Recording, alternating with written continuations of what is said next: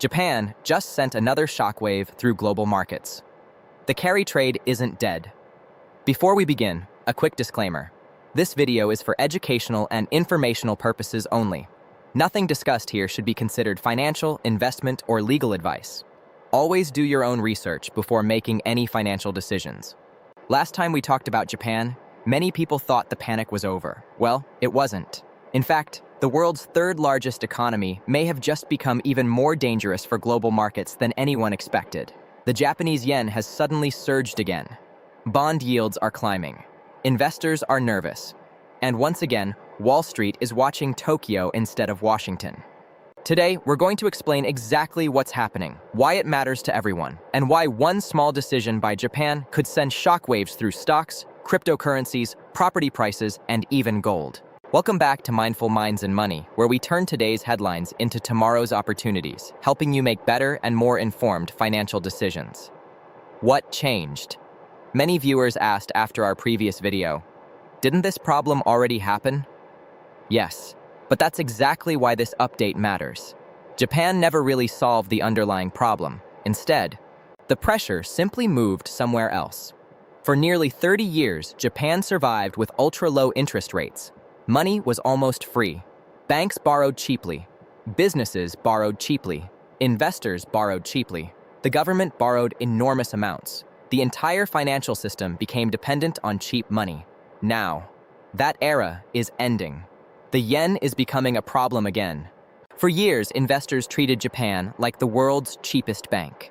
Imagine borrowing money at almost zero interest. You then convert that money into dollars.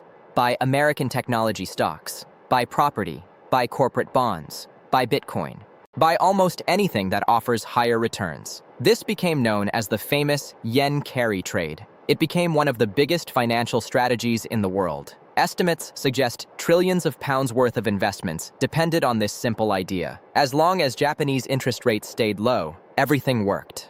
Now everything is changing. The Bank of Japan has slowly started tightening monetary policy.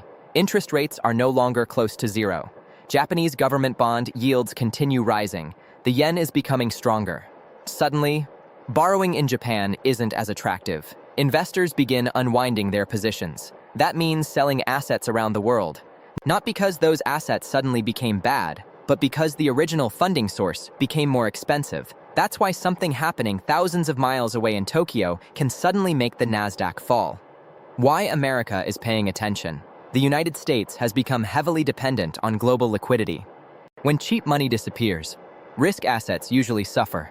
Technology companies, growth stocks, cryptocurrencies, even private equity, all benefit from easy money.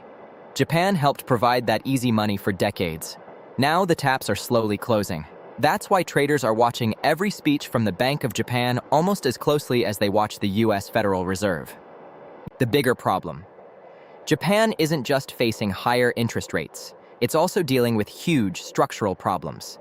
An aging population, very low birth rates, a shrinking workforce, one of the largest government debt burdens in the developed world. Government debt now exceeds 250% of GDP. That makes Japan one of the most indebted major economies on Earth. Higher interest rates mean higher borrowing costs. Higher borrowing costs make servicing that debt much more expensive. It's a difficult balancing act. Raise rates too quickly. You hurt the economy. Keep rates too low. The currency weakens and inflation rises. Neither option is attractive. What does this mean for gold? This is where things become really interesting. Whenever uncertainty increases, investors look for safety.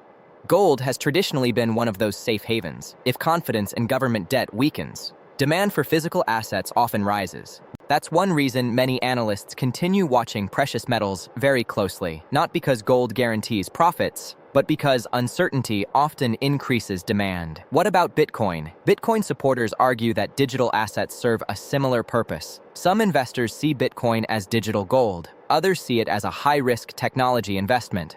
The truth is, Bitcoin can behave differently depending on market conditions. If liquidity dries up, Bitcoin can fall alongside stocks. If confidence in traditional financial systems weakens, Bitcoin can also attract new buyers.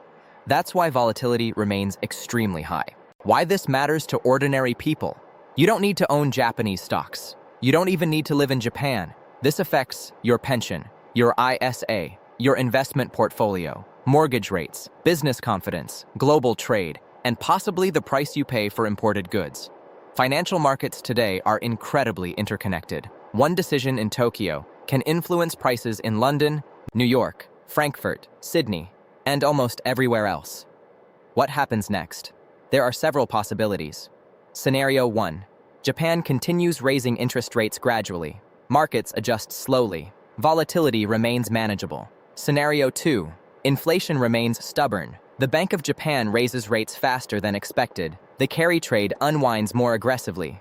Global markets become significantly more volatile. Scenario 3. Economic growth slows sharply. The Bank of Japan pauses tightening. The yen weakens again. Markets temporarily calm down. But Japan's longer-term problems remain unresolved. The lesson. The biggest lesson from all of this is simple. The global economy has become deeply connected. Most people focus only on America, or China, or Europe. But sometimes, one of the biggest risks comes from somewhere few people are watching. Japan may not dominate financial headlines every day, yet its decisions continue influencing trillions of pounds flowing through global markets. Ignoring Japan today could mean missing one of the biggest financial stories of the decade. Final thoughts. Markets don't usually collapse because of one single event. They change because pressure quietly builds over time. Japan's changing monetary policy is one of those pressures. Nobody knows exactly what happens next, but understanding these developments gives you a significant advantage over simply reacting to headlines. The more informed you are, the better prepared you'll be, whatever the markets decide to do. If you found this analysis useful, please give the video a like and share it with someone who follows the markets. Subscribe to Mindful Minds and Money and turn on notifications so you don't miss our next update. What do you think? Will Japan trigger another wave of global market volatility, or are investors overreacting? Leave your thoughts in the comments below. Thank you for watching, and I'll see you in the next video.